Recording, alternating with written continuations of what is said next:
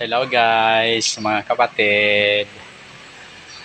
Nais kong ikwento ang aking buhay. Itong buhay ko ito ay isang buhay na patotoo sa kabutihan ng Diyos. Hindi ko man ito maikwento kagad-agad ng buo, pero umpisahan ko po noong 2011. Ako po ay na-diagnose ng CKD. At buwan-buwan kami magkita ni Dr. Fajardo sa FEO. At inassess niya ang aking kalagayan at sabi niya ibinigay niya lahat sa akin ang kailangan kong gamot. Pero nagtaka siya dahil sa tuwing kami ay magkita, tumataas ang aking creatinine, pataas ng pataas. At ang kanyang objectives noon ay dapat mapigilan. At kung hindi man mapipigilan ang pagtaas, dapat ma-maintain. Huwag na siyang tataas pa ng tataas. Kaya lang, sabi niya dahil ganun nga ang nangyari sa akin, hindi ako makaiwas. Ang aking tutunguhan talaga ay dialysis. At dahil doon, pinilit niya ako na magpagawa ng pistula. Ang unang pistula na ginawa ito mga kapatid, 2 butas, hindi siya gumana. At sabi ko, Dok, ay para ba na lang pinagpapaktisan ako, ayaw ko nang magpapagawa. Sabi niya, ako daw ang maghanap ng doktor na makakatulong sa akin. Pinapunta niya ako sa NKTI. Pumunta naman ako sa NKTI, mayroon din akong nipro doon at may doktor siyang ibinigay sa akin, si Dr. Simangan. Inoperahan ako agad. Ito naman ang nangyari. Yan. Inoperahan ito.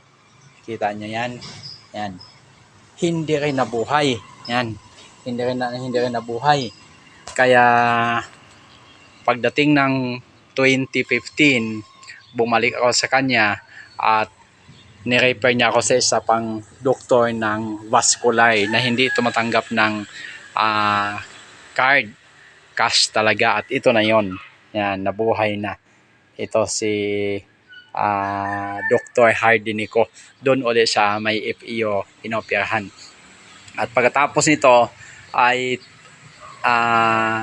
binigyan ako kagad niya ng sulat na ipakita kay Dr. Fajardo at pwede na akong i-dialysis. Pero dahil nag-usap kami na magpapalagay ako ng fistula pero hindi ako magpapadialysis, kaya yun na ang nangyari. Kaya lang mga kapatid, pagdating ng 2016 ng July 25, nagpunta kami sa Olongapo at nung umuwi kami,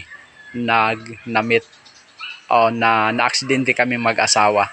Yung single motor na dala namin, yung Badja, ay binangga ng L300 van sa may Layak, Bataan, at ginawang sangkalan yung ang aming motor.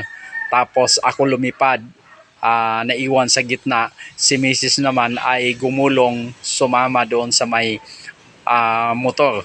Mabuti na sa gilid siya.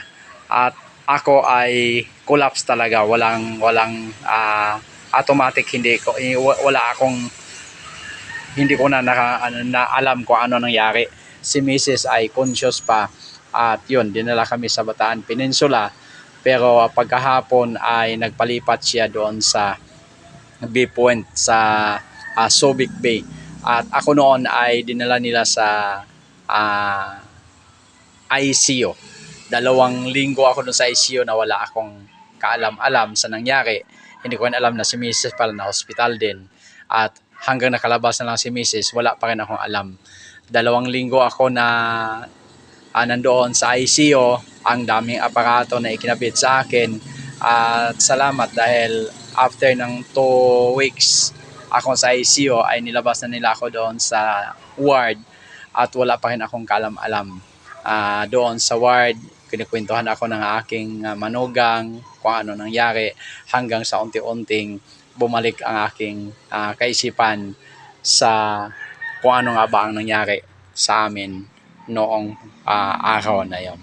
Kaya yun lang guys, susundan ko itong kwento na ito kung paano sinurvive ni Lord, kasi ito yung opera ko. Ito tanggal itong aking panga itong aking ulo ang daming tama. Tapos ito yung matindi itong kasi tanggal itong aking panga. Tapos ito yung aking paa. Yan. Dalawang putol din ito. Ngayon hindi ko na makita yung mga x-ray kasi matagal na. Pero nais kong ikwento na ang Diyos ay napakabuti sapagkat binigyan pa niya kami ng pagkataon na mabuhay. Yan lang po guys. God bless mga kapatid. Abangan ninyo ang sunod kung pag-vlog kung papaano tinulungan kami ng Diyos at kung papaano na-survive kami doon sa hospital at kung papaano natagunan ang lahat ng mga pangailangan. Kasi umaabot ng 800,000 yung bill ko doon sa hospital hanggang sa makalabas. Kaya ang Diyos ay napakabuti.